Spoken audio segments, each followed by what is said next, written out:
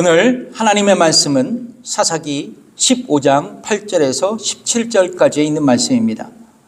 다 함께 같이 읽겠습니다. 블레셋 사람을 크게 도륙하고 내려가서 에담 바위 틈에 거하니라. 이에 블레셋 사람이 올라와서 유다의 진을 치고 레히에 편만한지라. 유다 사람들이 가로되 너희가 어찌하여 올라와서 우리를 치느냐? 그들이 대답하되 우리가 올라가기는 삼손을 결박하여 그가 우리에게 행한 대로 그에게 행하려 함이로라. 유다 사람 3,000명이 에담 바위 틈에 내려가서 삼손에게 이르되 너는 블레셋 사람이 우리를 관할하는 줄을 알지 못하느냐? 내가 어찌하여 우리에게 이같이 행하였느냐? 삼손이 그들에게 이르되 그들이 내게 행한 대로 나도 그들에게 행하였노라. 그들이 삼손에게 이르되 우리가 너를 결박하여 블레셋 사람의 손에 붙이려고 이제 내려왔노라. 삼손이 그들에게 이르되 너희는 친히 나를 치지 않겠다고 내게 맹세하라. 그들이 삼손에게 일러 가로되 아니라 우리가 다만 너를 단단히 결박하여 그들의 손에 붙일 뿐이요 우리가 결단코 너를 죽이지 아니하리라 하고 세 줄 둘로 결박하고 바위 틈에서 그를 끌어내니라. 삼손이 레이의 이름에 블레셋 사람이 그에게로 마주 나가며 소리 지르는 동시에 여호와의 신의 권능이 삼손에게 임하매 그 팔 위의 줄이 불탄 삼 같아서 그 결박되었던 손에서 떨어진지라. 삼손이 나귀의 새 턱뼈를 보고 손을 내밀어 취하고 그것으로 1,000명을 죽이고 가로되 나귀의 턱뼈로 한 더미 두 더미를 쌓았으며 나귀의 턱뼈로 내가 1,000명을 죽였도다. 말을 마치고 턱뼈를 그 손에서 내어 던지고 그것을 라맛 레히라 이름하였더라. 아멘. 앉으십시오. 오늘 본문의 말씀으로 약속의 땅 23번째입니다. 나의 나된 것은 하나님의 은혜입니다. 라는 제목으로 여러분과 함께 말씀을 전하겠습니다. 여러분, 아내의 배신으로요, 블레셋 사람들은 수수께끼의 정답을 알아내서 삼손에게 정답을 말하였습니다. 삼손은 아내가 이 정답을 알려준 것으로 직감했어요. 그래서 이 일로 분노해서 아내를 이제 딥나에 남겨둔 채 고향으로 돌아가 버렸어요. 이 불같은 성격 삼손의 모습이었어요. 시간이 흘렀습니다. 삼손은 다시 아내가 그리워서 그녀를 찾아갔어요. 딥나로 내려갔습니다. 그러나 그곳에서 삼손은 충격적인 말을 듣죠. 그의 아내는 이미 다른 사람의 아내가 되어버렸습니다. 왜냐하면 장인이 삼손과의 결혼관계를 일방적으로 끝내고 자신의 딸을 다른 사람과 재혼시켰기 때문입니다. 비록 여러분, 삼손은요, 분노 조절을 못해서 아내를 버리고 고향으로 갔지만 정식 이혼 절차도 하지 않았는데 자신의 아내가 다른 사람에게 시집을 가게 되었다는 것에 삼손은 화가 끝까지 치밀었어요. 그리고 이 모든 일의 책임을 블레셋 사람들에게 돌리면서 삼손은 이 블레셋 사람들의 곡식과 텃밭과 그리고 올리브 나무를 불사르면서 그들의 한 해 농사와 그리고 그들의 삶의 토전을 초토화시켜버렸습니다. 막대한 피해를 블레셋 사람들이 당했어요.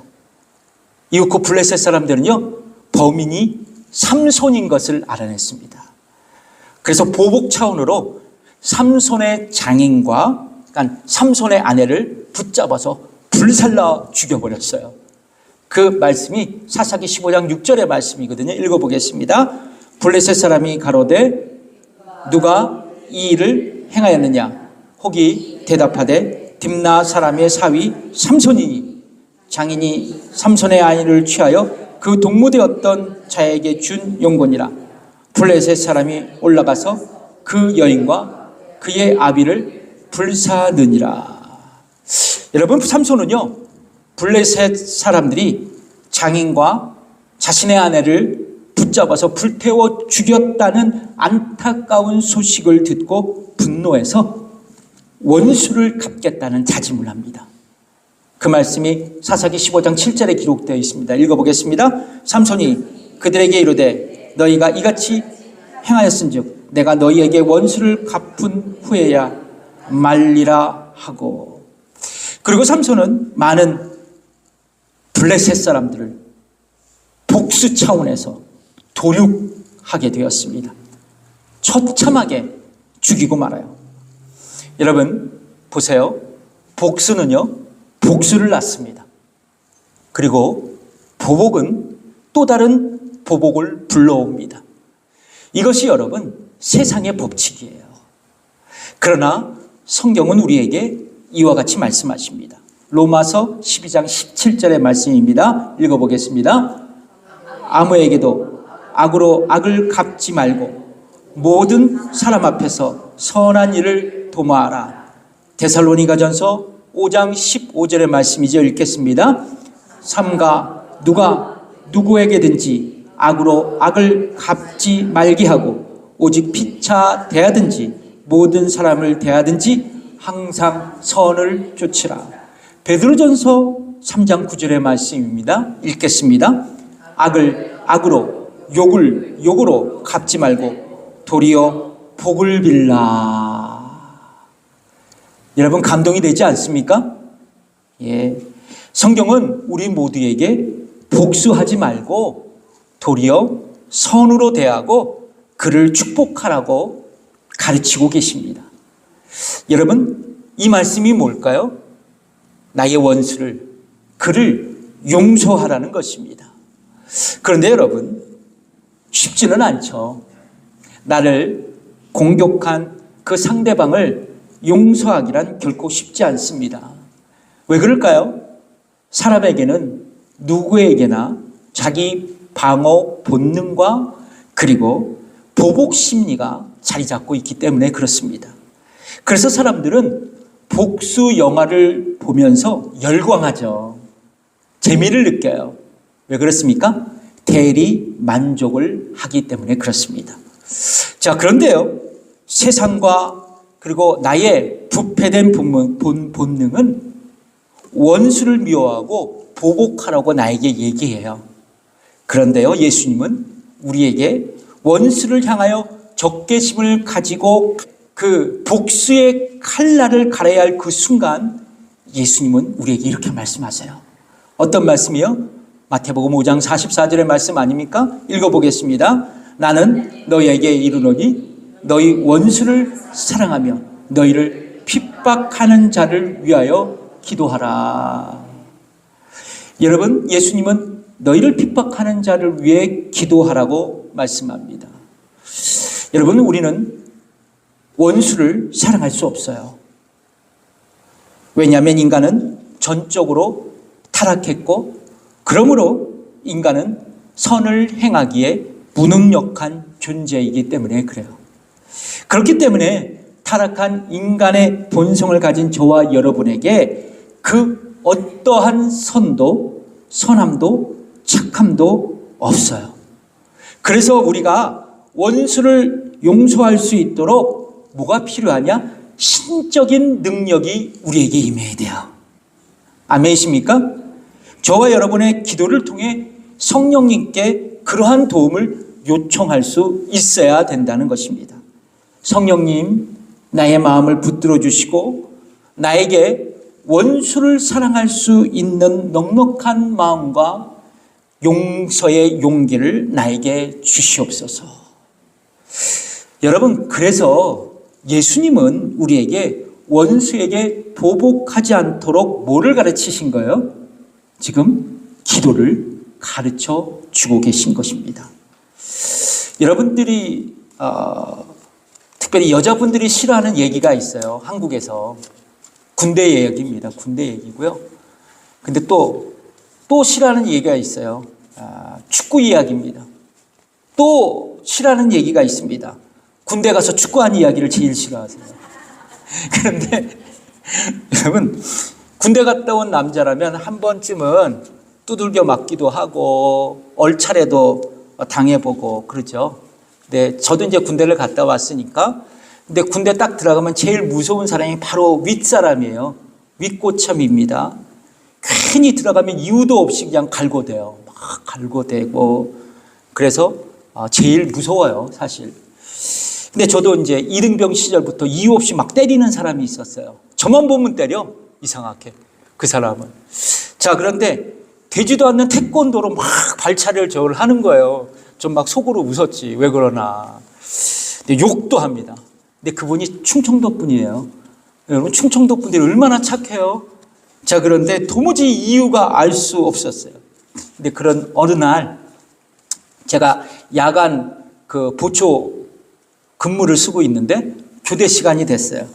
그래, 그 망할 놈의 고참을 깨운 겁니다. 그래서 쫙 깨웠어요. 그랬더니 갑자기 일어나더니 제가 가지고 있는 상황판이 있어요. 보고하는 상황판이 그냥 나무로 만든 건데 그걸 딱 뺏어갖고 제 머리를 후려 갈기는 거예요. 팍 하고. 근데 전신이 번쩍 나더라고요. 아이고. 근데 여기서 얼굴에서 뜨거운 물이 슥슥 흘러나와요. 이게 피야, 피. 그래서 앰뷸런스에 실려가서 군병원에서 7바늘을 여기를 다 꼬맸어요. 꼬맸습니다. 근데 그 당직하는 사관이 저한테 짜쫓아와서 누가 때렸냐고. 제가 그냥 잠깐 잘못해서 일어나다가 선반에다 찍혔다고 하면서 제 실수라고. 그래서 그게 사건이 무마가 됐어요. 근데 그 이후로도 뉘침이 없는 거예요. 저뿐만 아니라 그 아래에 있는 모든 병사들을 몹시도 괴롭히는 성격 고약스러운 고참이었습니다. 그래서 그 사람만 보면 모두가 분노의 쓰나미가 막 몰려왔어요. 저도 똑같았죠. 그래서 이런 생각을 했어요. 다들 제대하면 보자. 복수의 칼날을 갈았습니다. 갈았어요. 근데 하루는 교회에서요, 예배를 드리고 기도 드리고 있는데 성령님께서 이런 환경을 통해서 저에게 말씀하시더라고요. 어떤 말씀을 하시냐면 갑자기 그러시는 거예요. 경렬아, 한번 용서해 보아라. 이런 말씀을 주시는 거예요. 여러분, 성령님은 우리에게 성경, 기도, 교회, 환경을 통해서 우리에게 말씀하시는데요. 저의 케이스는 환경을 통해서 말씀하시더라고요. 저는 용서할 수 없었어요. 저뿐만 아니라 모든 사람이 그분을 용서할 수 없었습니다. 그러나 성령님께서 나에게 감동을 주셨으니까 기도하기 시작했습니다. 근데 여러분, 기도가 쉽게 되지는 않더라고요. 왼수가 진짜 왼수인데 기도가 되겠어요, 그거? 자꾸만 기도하면 그 사람 웃는 얼굴이 막 팡팡 떠오르고 제가 맞는 모습이 연상되고 막 너무 괴로운 거죠. 그래서 막 기도할 때마다 기도가 멈춰지고 화가 납니다. 그런데 성령님께서 말씀하셨잖아요. 저에게 환경을 통해서 기도하라고. 의지적으로 순종을 해야 돼요. 그 말씀에 의지적으로 순종했습니다. 매일 그 고참을 볼 때마다 이를 악물었어요. 하나님 아버지, 저 새끼를 용서하게 하옵소서. 하면서 의지적으로 기도하기 시작했어요. 그런데 여러분, 참 이상한 것은 그렇게 기도하다 보니까 나의 내면에 있었던 분노와 증오심이 가득한 나의 그 얼어붙은 마음들이 녹기 시작하는 거예요. 참 신기하죠? 시간이 흘렀어요. 그 고참이 이제 제대할 때가 다가오잖아요. 그 무렵에 저에게 찾아왔어요. 조용한 밤에. 그러면서 전도사님 정말 미안했습니다. 그러는 거예요. 정말 미안했습니다. 알고 보니까 그 사람은 교회 다녔던 사람이에요. 제가 전도사 하다가 군대를 갔었거든요. 전사님 죄송합니다. 그 제대하는 날까지 너무 잘해주는 거예요. 안 가던 매점도 같이 데려가고 가서 닭똥집도 사주고 만두도 사주고 라면도 사주고, 예, 안 나가던 교회까지 같이 나갔어요. 예, 성경은 말씀하죠. 마태복음 5장 44절을 다시 한번 읽어볼까요? 시작. 나는 너희에게 이르노니 너희 원수를 사랑하며 너희를 핍박하는 자를 위하여 기도하라. 기도하라고 말씀하시죠. 여러분, 기도의 성자라고 불려지는 E.M. 바운즈라는 분이 계세요. 이분이 기도에 관한 아주 유명한 명언을 남겼습니다. 어떤 말을 남겼느냐? 기도는 상황을 변화시키지만 더 많은 경우 기도는 기도하는 사람을 변화시킨다. 여러분 동의하십니까? 기도는 상황을 변화시키지만 우리에게 더 축복인 것은 기도하는 내가 변화될 수 있다는 거예요. 누구의 능력으로? 성령님의 능력으로요. 그렇습니다. 여러분, 어떤 문제를 위해서 기도할 때요, 하나님은 내 기도의 제목을 들으시고 응답해 주세요. 그리고 그 문제를 해결해 주십니다. 환경의 변화를 위해서도 기도할 때도 하나님은 반드시 그 환경을 변화시켜 주세요. 그런데 더 많은 경우 우리가 기도할 때 우리가 누리는 최대 축복은 뭐냐? 기도하는 내가 변화될 수 있다는 것입니다. 그래서 기도하는 나를 성령님은 용서의 사람으로 나를 만들어 가시는 거예요. 만들어 가십니다. 만들어 가세요. 그러면 나는 복수하지 않고 용서를 실천할 수 있는 사람으로 점점점 더 변화되어 나가는 거예요. 한꺼번에는 결코 변화될 수 없습니다. 점진적으로 변화되는 거예요.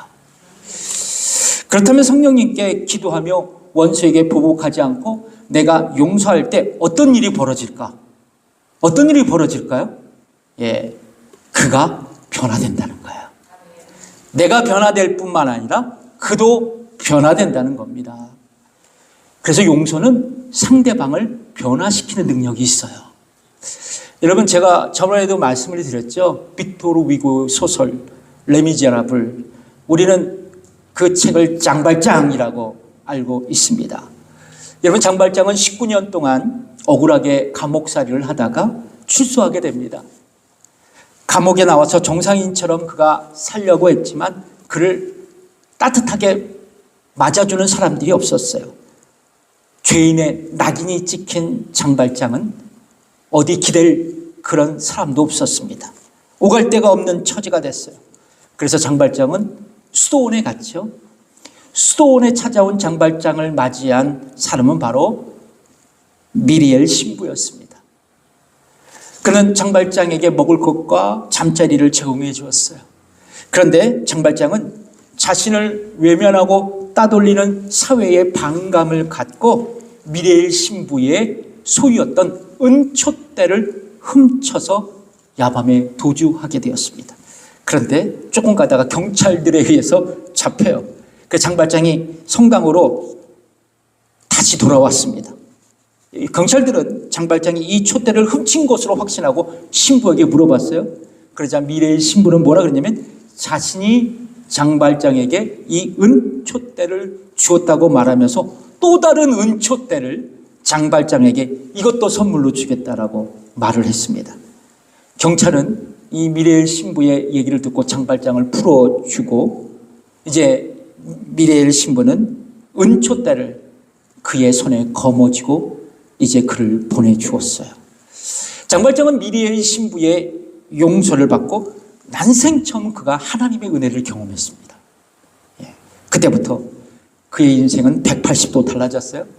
다른 사람의 것을 훔치는 사람이 아니라 자신이 받은 은혜를 나눠주고 이웃에게 복 베풀며 이웃을 용서하는 사람으로 바뀌는 삶을 살아가게 됐습니다. 여러분, 사람들은요, 어떤 피해를 당하면 복수하려고 해요. 그리고 한쪽이 복수하면 또 다른 한쪽이 보복하고 그러면 또 다시 복수하고 또 보복하는 복수의 악순환을 우리는 경험하게 됩니다. 삼손도 그런 삶을 살았어요. 여러분, 그런데 우리는 성령님을 의지하는 기도로 이런 악순환들을 끊을 수 있어야 됩니다. 끊어버려야 돼요. 복수의 악순환. 그런데 여러분 잘 보세요. 우리가 원수를 용서하지 않는다면 나의 원수에게 보복하면 어떤 일이 발생할까? 또 다른 보복이 오지만 더 큰 영적인 문제가 우리에게 직면돼요. 예수님은요, 마태복음 18장 23절에서 35절까지 용서할 줄 모르는 종의 비유를 제자들에게 말씀합니다. 예수님은 주기도문을 가르치시고 이 주기도문을 강화시키기 위해 이 본문의 비유의 말씀을 하셨어요. 이 비유의 말씀은 뭐냐? 어떤 왕이 1만 달란트 빚진 자의 빚을 탕감해 주었습니다. 왜냐하면 그가 왕의 그 빚을 갚을 길이 없었기 때문이죠. 상상조차 할 수 없는 금액을 왕은 탕감해 주었거든요. 그런데 이 탕감받은 종은요, 자신에게 100데나리온 빚진 자가 빚을 갚지 못하자 자신의 빚을 갚도록 그를 옥에 가두었어요. 옥에 가두었습니다. 여러분, 예수님 당시 1데나리온은, 한 데나리온은 일반 노동자 하루 품삯이었습니다. 그러니까 장정 하나가 100일 동안 일해야 벌을 수 있는 돈이에요. 일반 서민의 입장에선 큰 돈이죠. 그런데 1만 달란트를 탕감받은 종이에요. 그쵸? 자신에게 고작 100데나리온이라는 적은 돈을 갚지 못하는 이웃을 그가 용서하지 않았던 것이죠. 그래서 예수님은 이 부의 말씀으로 결론을 이렇게 내리고 계십니다. 마태복음 18장 32절에서 35절의 말씀이죠. 읽어보겠습니다. 시작. 이에 주인이 저를 불러다가 말하되 악한 종아, 내가 빌기에 내가 내 빚을 전부 탕감하여 주었거늘 내가 너를 불쌍히 여긴 것 같이 너도 내 동간을 불쌍히 여김이 마땅치 아니하고 주인이 노하여 그 빚을 다 갚도록 저를 옥졸들에게 붙이니라. 너희가 각각 중심으로 형제를 용서하지 아니하면 내 천부께서도 너희에게 이와 같이 하시리라. 그러니까 여러분, 우리는요, 하나님께 죄의 빚의 탕감을 받은 자리예요. 누구를 통해서 말입니까? 예수님의 십자가를 통해 나의 죄가 속죄되고 구원받았다는 거예요. 그렇다면 우리도 이웃의 허물을 용서할 수 있어야 돼요. 왜냐하면 우리는 예수님의 십자가로 나의 죄가 용서받고 은혜로 구원받은 자이기 때문에 그래요. 그런데 우리가 은혜 받은 자로서 은혜를 나누며 살지 못한다면 예수님의 말씀처럼 하나님께서도 우리를 용서하지 않을 것이다. 여러분, 은혜를 베푸지 않을 것이다. 참 무서운 말씀이죠. 그런데 이 말씀은 성경적인 진리예요. 변할 수가 없습니다. 그러면 여러분, 우리는 예수님의 말씀처럼 용서하는 사람이 되어야 돼요. 왜요? 우리도 하나님께 용서받을 존재이기 때문에 그렇습니다. 삼손은 블레셋 사람들을 죽이고 유다 지파의 지역이었던 에담 바위 틈에 숨게 되었어요. 그런데 이 사태는 여기서 끝나지 않습니다. 왜냐하면 뭐라고요? 복수는 또 다른 보복을 낳기 때문에 그렇죠. 우리가 예상한 대로 블레셋 사람들이 삼손을 사로잡기 위해서 유다 지역인 레하에 들어와서 진을 형성합니다. 수많은 군대를 몰고 와요. 갑자기 블레셋 사람들이 쳐들어오자 이에 놀란 유다 족속은요, 그들에게 왜 전쟁을 하려는지 묻습니다. 그러자 블레셋 사람들은 자신이 올라오게 된 것은 유다와 전쟁하기 위함이 아니라 산성을 붙잡아서 복수하기 위해서라고 말합니다. 여러분, 그 당시 유다 사람들은 블레셋 사람들의 통치하에 있었어요. 블레셋 사람들이 유다 사람들을 다스리고 있었다는 거죠. 그래서 여러분, 이 유다 족속은요, 블레셋 사람들이 쳐들어와서 삼손을 붙들어 왔다고 그 얘기를 들으면요, 어떤 뜻으로 얘기를 듣냐면 이 말은 너희가 삼손을 찾아서 자신들에게 넘기라는 뜻으로 이해했어요. 유다 족속은 블레셋 사람들과 전쟁을 피하기 위해서 삼손을 체포하라고요, 몇 명을 동원했냐면 3,000명을 동원했습니다. 3,000명. 그리고 그가 거하는 에담 바이틈에 갔어요. 이윽고 유다 족속은요 삼손과 대면하면서 왜 이렇게 일을 크게 벌렸냐고, 우리 다 죽게 생겼다고 말이죠. 예, 그를 질책했습니다. 그리고 유다 족속과 삼손이 모종의 협상을 해요. 동족끼리 싸우면 안 된다고, 이렇게 협상하자고. 어떻게 해요?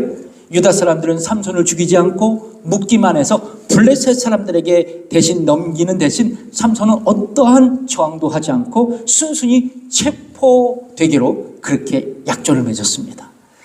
마침내 협상대로 삼손은요 유다 사람들에게 붙잡혀 밧줄로 단단히 결박돼서 블레셋 사람들이 거하는 레하에 압송되었어요.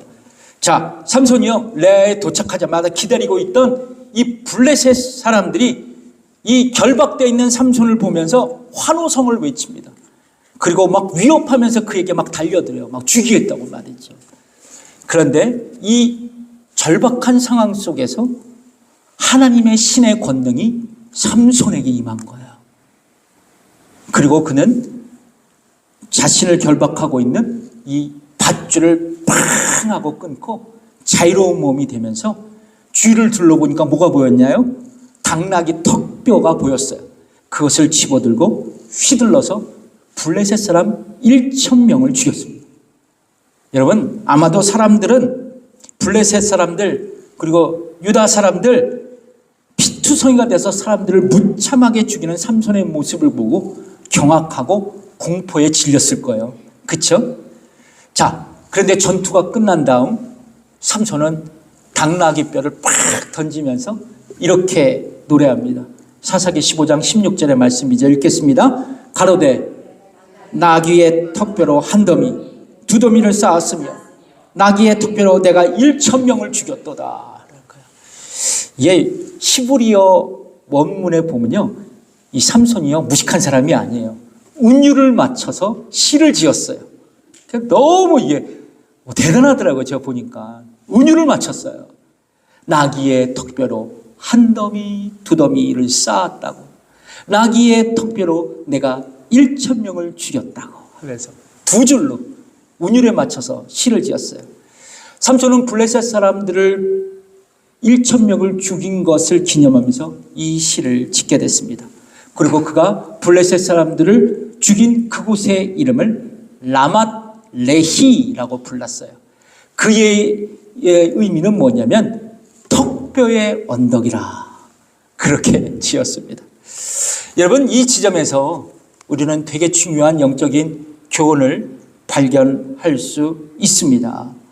여러분 삼손을 잘 관찰해 보세요. 삼손의 노래를 시를 잘 관찰해 보면 그의 승리의 원인을 그가 어떻게 생각했어요? 삼손의 승리의 원인 뭐 때문에 그랬어요? 나귀 턱뼈. 그래서 제가 그랬잖아요. 이 시 속에서도 나귀 턱뼈가 계속 반복되잖아요. 나귀 턱뼈. 삼손은요 나귀 턱뼈로 이 블레셋 사람들에게 원수를 갖고 승리했다고 생각했어요. 그래서 시까지 지었습니다. 그런데 여러분, 삼손의 괴력의 원천은 어디서부터 왔을까요? 예?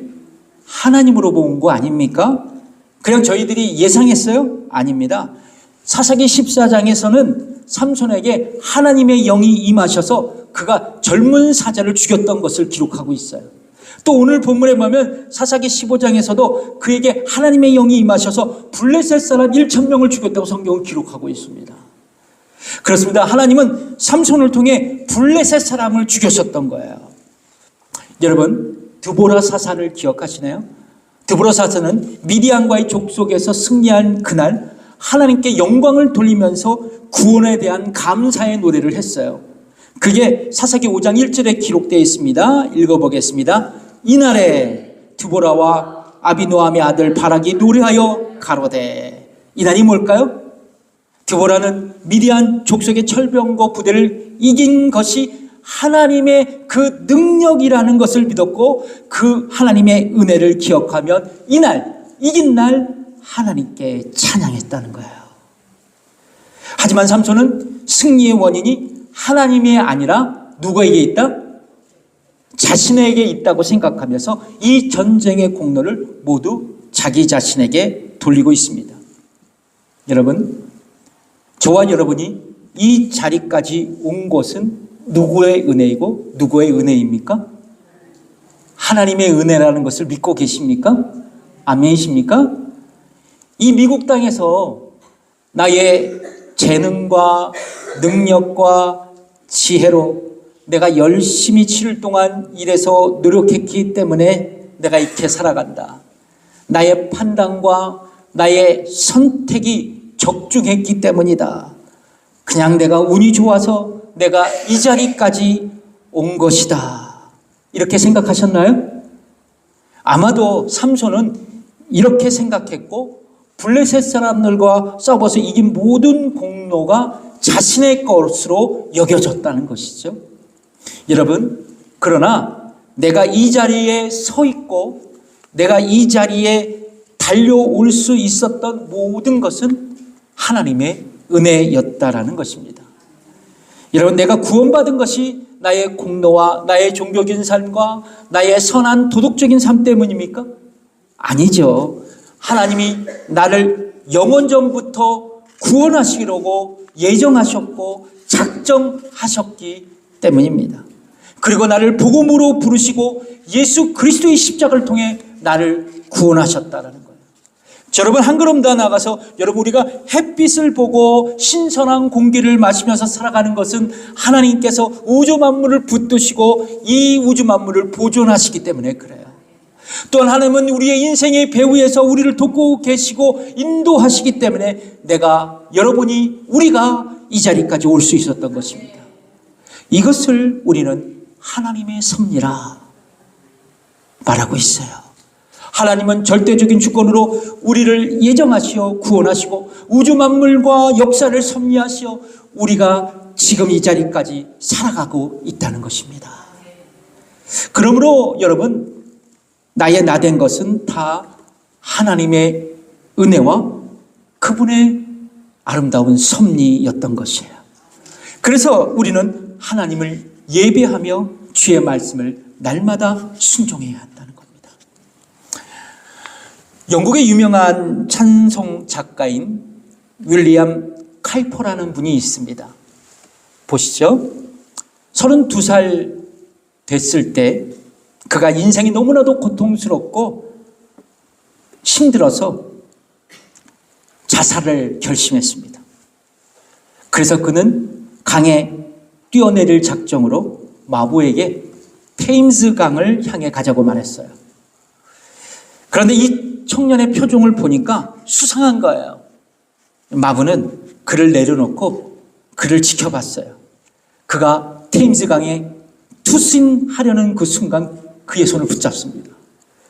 그리고 이 청년을 향해 이렇게 말했어요. 앞길이 창창한 청년이 이런 일을 하면 되지 않는다고. 용기를 가지고 이 세상을 굳건히 살아가라고. 그 마부 때문에 그는 첫 번째 자살을 실패하고 말아요. 집에 돌아오자마자 다시 독약을 먹고 음독 자살을 시도했습니다. 그러나 이웃 사람이 우연하게 그의 집을 방문했다가 쓰러져 있는 그를 발견하고 해독제를 먹여서 살려냈어요. 두 번째 자살도 실패했습니다. 그는 내가 이래서는 죽을 수 없겠구나라고 생각하면서 이번에는 작정하고 면도칼을 갖고 자기의 손목을 그었어요.